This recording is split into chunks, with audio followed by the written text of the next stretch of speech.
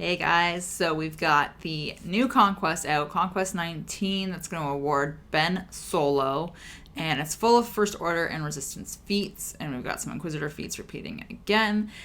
So for this video, I just want to go through Sector 1 in particular, all of the feats, teams I'm using, what I'm doing to get through the bosses and complete those feats, and discs that I'm looking out for, because we do have some slight changes that we're noticing just in terms of what's available.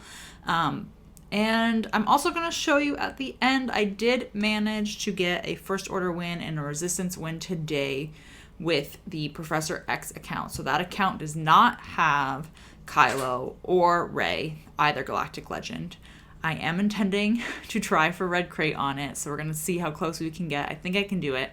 But I want to show you the teams I used to get the First Order and Resistance wins. I want to show you the discs, and I want to show you what node I did it on, which coincidentally we all have, by the way. So let's get into it. We'll go over all of the Sector 1 feats, and then we'll look at First Order and Resistance afterwards. All right, guys, I'm going to start with a really obvious one. I've got this Resistance team, and I'm going to just start with First Order. Obviously, you know, we have those 40 wins with First Order and Resistance as global feats, so I'm going to go in right away and start working on them. I think you need to be doing at least 3 a day in order to be not chasing them at the very end of Conquest, and if you need to complete them. So the reason why I selected this First Order team is because obviously we have in Sector 1 a feat to win without any tanks in your team 14 times. So went in with a First Order team without any tanks, and that way I'm able to double dip towards the Sector 1 feat and then as well towards the global feat for First Order there. Okay, so keeping up with the double dipping here, we're going to go against the Ewoks, the Murder Bear Squad, and I like to use Rebels, so I'm just going to take them in. And this is going to be great because, one, again, we have no tanks on our squad, so we're getting a tick towards that feat in Sector 1. But we also have Chupio here, who doubles as a droid. So any kills that Chupio lands for us using this team are going to count towards the feat of needing to get 50 kills with droids. So pretty straightforward. I really like using CLS against Ewoks. I like using them against Mon Mothma. They're just a really straightforward team to use, and you can walk them down pretty low in terms of stamina. I do try not to walk them too low because I tend to use Han and Chewy in other teams, which I will show you later on. But again, really good just to kind of push forward in the sectors and tick towards all of those feats that we need. Okay, so another one that I am going to start double dipping with again right away is Resistance. So obviously we need 40 First Order, we need 40 Resistance. So I do have both Galactic Legends on my own account with Rey and Kylo. So I'm able to create 2 teams here with both factions, which is going to speed things up. So same idea as the First Order team here. I built this one to have no tanks on it whatsoever. To be honest, I wasn't too concerned about being efficient with 3-starring a node. I don't have any data discs equipped, but I wasn't too worried quite yet. I just wanted to start ticking towards those feats and at the same time pushing through the sectors so that we can start collecting the data discs, because those are obviously what is going to make a huge difference for our weaker teams like Inquisitors in the future. So that is that. Okay, and then we have here pretty straightforward Jedi Master Luke team. I split them in this manner specifically so that I can create multiple Jedi teams. So these are the characters I like to run with Jedi Master Luke. Obviously, it does not need to be these ones specifically. But this team is going to work towards defense up if you need to work towards that at all. And you're also going to be working towards applying ability block, which we need to do 60 times in Sector 1. So that's pretty straightforward. They're going to also walk you through the sector pretty easily, and you'll just be able to keep pushing forward. So also in Sector 1, we have to land 50 kills with droid characters. So like I mentioned earlier, Chupio is going to help you there when you're using your Rebel squad. But when you're not using them, I really like to use Grievous. So I, in particularly, always take Newt instead of Droidica. I just find that it has a little bit more control. I just like it a lot better. So I'm obviously going against a Geo squad, which is great because you will be able to get 6 kills here instead of just 5, assuming Newt doesn't steal one, of course. But the Grievous team just walks through Conquest in my experience. There's so much control here once you start landing target lock, and you're able to just move forward, get the kills with Grievous that you can, or with whatever droid on the team, and you're good to go.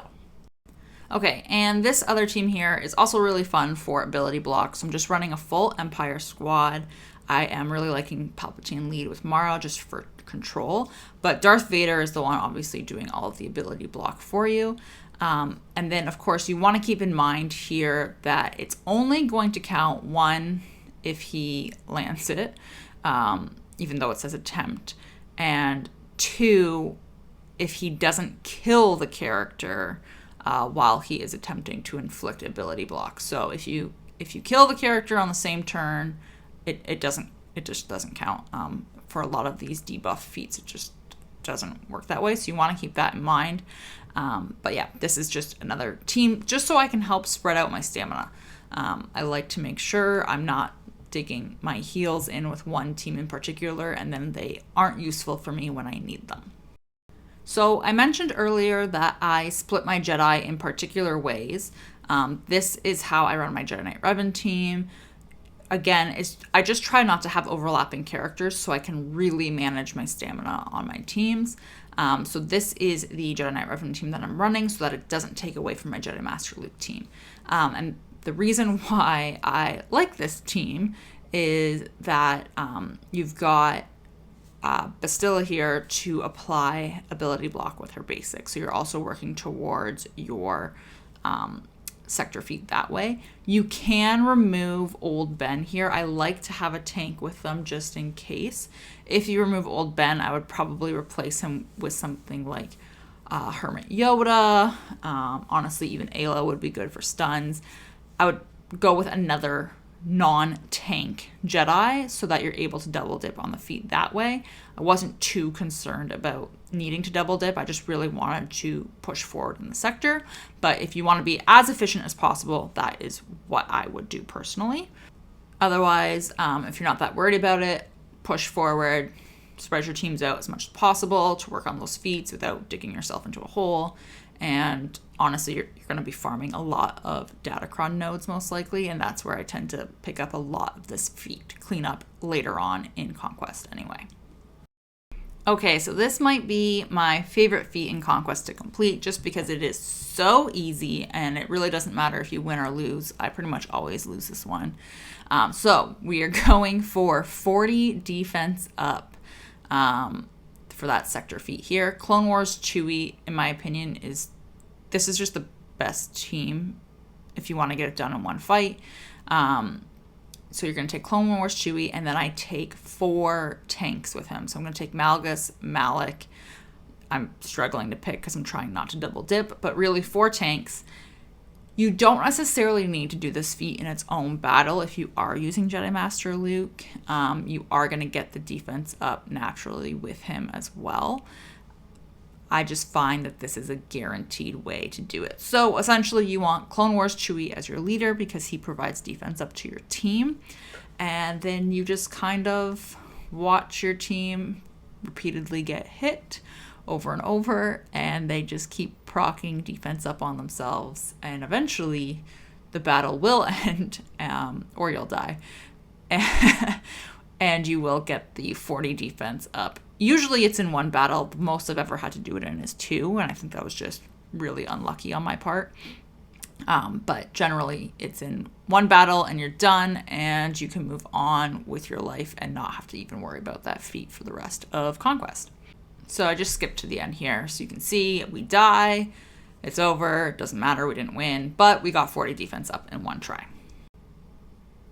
All right, so that's pretty much everything I've been using for the actual sector itself, other than teams just to push forward. Let's look at the mini boss here. So this is the team that I like to use for no Jedi, no Sith, and no Force users. So it's the 501st clones with Chewy as my 5th. So like I mentioned earlier, I don't like to run my CLS team too low in terms of stamina because I am using Han and Chewy elsewhere. So Chewy tends to go here, and then Han and Chewy also double dip with a BAM squad. But this team here is pretty straightforward.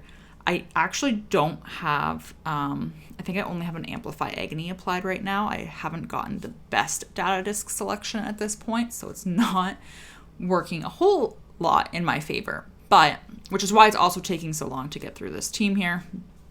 But with this team, at least you've got the guard from Chewy, no Force users, so you're just able to kind of work your way through the boss. And once you've got Palpatine down, I found that it's pretty easy to make your way through the rest of them. Palpatine felt more worrisome to me because of his stunning. I didn't want him to lock my team down. Anyway, so this is who I've been using for this feat, and I'll probably keep using them or BAM moving forward the rest of the Conquest.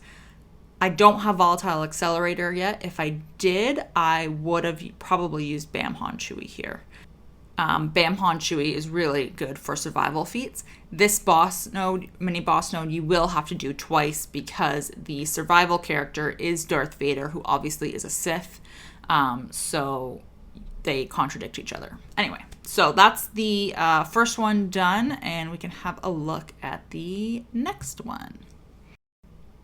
All right, so I finally found a Volatile Accelerator disc in Sector 2, which means that I was able to go back to Sector 1 here to work on some of these feats here. So this is the team, like I said earlier, that I like to use for survival feats. It does require BAM lead, and it requires his Zeta. I like Han and Chewy just because you're kind of guaranteed to get the ball rolling. Darth Vader, obviously, because he's the character we want to survive against the mini-boss. And then I like to take just another scoundrel. So I opted to shoot Palpatine first. I wanted to get him out of the way as quickly as possible. And then generally speaking, the debuffs here just feed turn meter to your team because of how Volatile Accelerator and Amplify Agony work together in combination with BAM. And you are pretty much good to go, and Vader survives. So that is what I did for the mini boss, and then I also repeated it with the exact same squad on the Jedi Master Luke boss node, where you need Kylo Ren unmasked to survive. So this is on the Professor X account, so Kylo Ren unmasked is Relic 1, so not crazy high. Like I said, we don't have Kylo on this account. So just going in with the exact same team. I only have one Amplify Agony disc at this point equipped and Volatile Accelerator.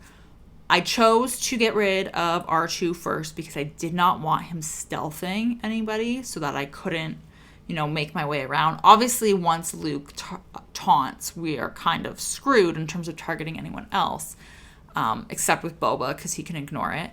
But I wanted to make sure R2 was out of the way just to kind of not be a pain in the ass here.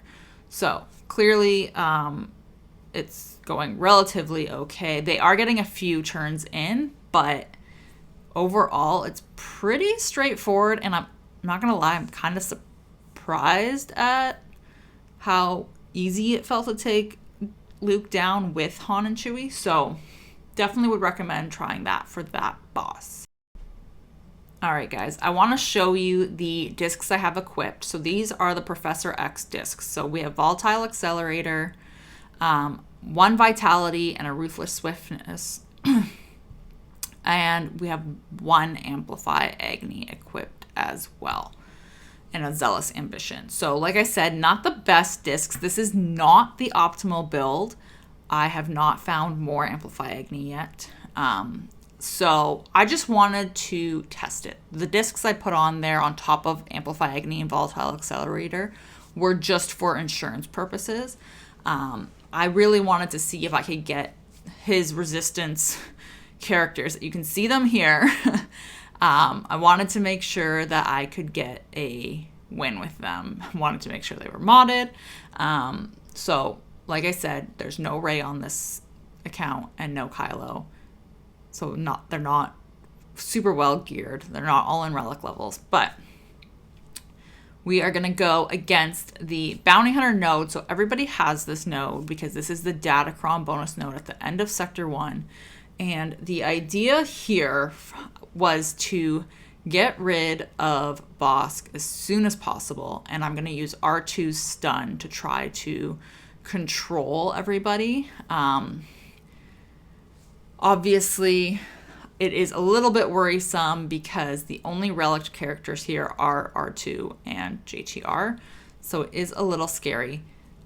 They're not taking a ton of damage because I only have the one Amplify Agony disc equipped. But overall, it's going sort of ish okay.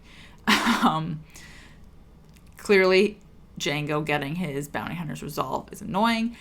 And Boba getting his is annoying. But the thing to keep in mind here is the Amplify Agony and Volatile Accelerator are really what's doing most of the work here in terms of weakening the enemies.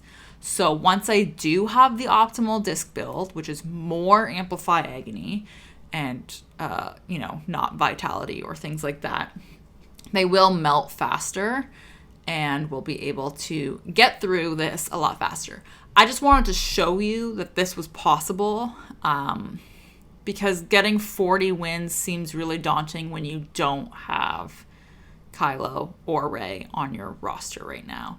But it is doable. You just have to go after the disc. So that is the Resistance team that I chose to run there. I did the exact same battle again right here. And we're going to try it with his First Order faction. So we're going to go in, and I chose to take a Hux lead, Kylo and crew. I wanted Red Trooper for any bonus attacks I could get, and First Order to pass turns around. I wanted to take as many turns as possible and try to control the situation as much as I could. Obviously, there is less control with a First Order team than Resistance because Resistance has a ton of turn meter manipulation baked into their account or into their kits. And this is really scary immediately out of the gate. But again, I think once we've got some more Amplify Agony equipped, it's going to be a lot easier. It's just really encouraging to know that we can get a win with mostly under-geared First Order and Resistance characters and go after those feats that are kind of looking a little bit out of reach for some people. So again, not the optimal disc build, but it is definitely a doable thing. So you're going to want to do these, if you're doing these feats, you need to be doing 3 First Order and 3 Resistance wins. You have to win 3 times a day minimum, just to stay on track and get that without chasing your tail at the very end of Conquest. All right, guys, so that's it. That's pretty much everything I've been doing in Sector 1, including working on those global feats. Like I said, you need to be working on those right away. The only one I haven't done yet is the Dyad Disc feat. So that is the disc that you're going to get at the end of Sector 3 once you complete that boss. It is a 4-dot disc, and it lets you summon Ben Solo when you have a version of Rey in your leader slot. We do have to win with the disc equipped to get that feat done. The great news is I have it confirmed from people who have already gotten the disc and tried it. You do not need to summon Ben Solo in order for the feat to count, which means you don't need to do it with a Rey leadership. So you just need the disc equipped, and you'll be able to take any team in that beats that boss node for you. As long as you've got that disc equipped on your roster when you go in, it will count towards the feat. So again, that's at the end of Sector 3 that we get it, and then we're going to double back to Sector 1 and 2 and move forward through 3, 4, and 5 with that disc to get those feats. That being said, guys, I really hope you find this helpful. I'm going to be going through Sector 2 tomorrow. Sector a day is kind of my goal. And we will see what happens, and hopefully we can pull off Red Crate on both accounts, including the one that does not have either Rey or Kylo, because that would be amazing. If you have any other tips, I would love to know what you're doing. I love getting other people's ideas going. It's just a fun little brainstorming project for me whenever Conquest rolls around. Anyway, that's it. That's all. And we'll see you tomorrow for Sector 2.